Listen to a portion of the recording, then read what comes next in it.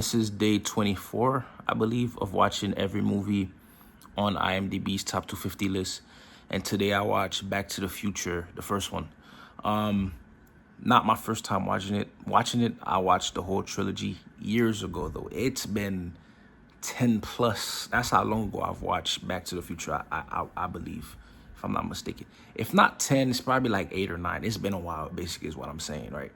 But I've always enjoyed Back to the Future. Obviously, since I'm doing this series, decided to watch it back just to keep the memories fresh. And there were some things that I noticed in the movie that I didn't notice before, because obviously I was a lot younger and I'm not really paying attention to like details. I'm just watching the movie just to enjoy watching it. But one thing that maybe it's like an Easter egg was when Marty first when he first time traveled and he crashed into the barn. The family's barn that he crashed into had like a book that had the time travel car as the cover picture, as the cover book. I'm sure a lot of people have seen this, but again, this is like watching it again. It's like my first time basically seeing it again because it's been so long, and I remember like the obvious stuff, but like little stuff like that I didn't remember. And then I saw it's the same car, so that means Doc must have time traveled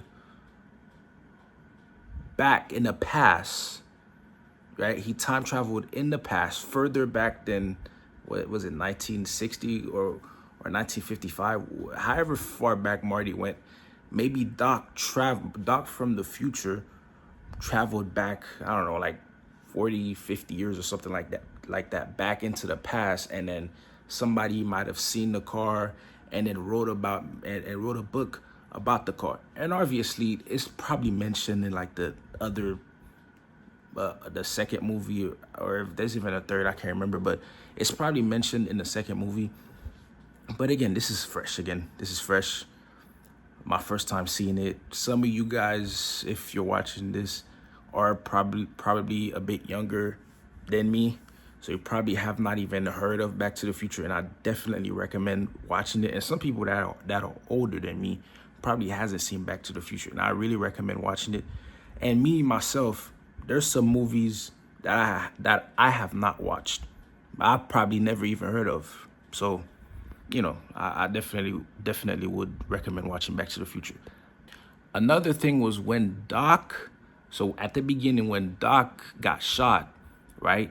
And then obviously Marty thought Doc died, so therefore he took the car and decided to obviously run away, and didn't realize that if he went at a certain speed, well, maybe he did know. I don't know. Maybe he wasn't paying attention. I can't remember, even though I just watched the movie like an hour ago, give or take.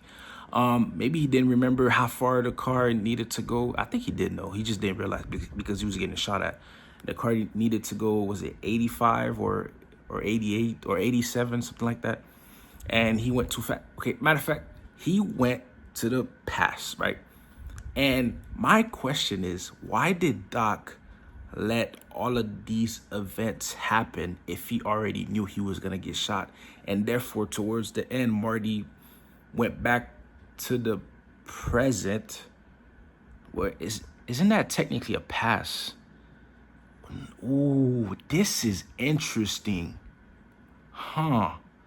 Because Marty in the present went back to the past, and then Marty in the past went back to the present. This is like a continuous cycle. But let me get back to my point, which it still aligns with this. But when Marty went back to the past, obviously he did all he needed to. Okay, so, how am I trying to explain this? At the end, Marty came back from the past and went to the present, but technically, that's not his present. That's still a past for Marty, for the Marty that we're seeing now. So how does that correlate with, you know what I mean? Because it has to start somewhere. So can we assume that when when at the beginning, when Marty went back to the past, in that same timeline, his other self did come back to the supposed present and did check up on Doc and did see that Doc was not shot, and therefore still continued in that timeline. But technically, that's not Marty's timeline. This is so confusing.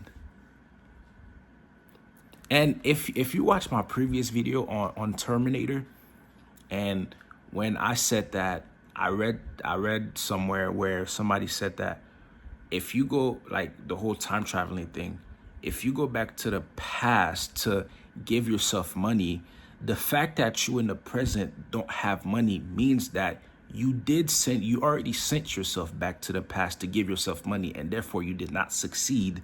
So that's the reason why still not in the present, you don't have any money. That just means you didn't succeed, which means anything you do, if you don't already have it, that means you will never have it, no matter what you try and do. That means somebody or something or time itself interfered with you when you went back to the past to give yourself money, and therefore now you still don't have money, which obviously the movie was made in 85. Times were different, rules were different, things they knew about science were different back then. Like the 1985 and 2026 is two different. Like the knowledge is night and day. So the producers didn't know much, or even if I don't even know if what I'm telling you is fully true, but I think it would kind of make sense. You can't change, like you technically can't change anything. That's what the message implied that I read. But this is actually kind of confusing. Like, is Marty Marty's is still in a past technically. The Marty at the end of the movie is still in a past.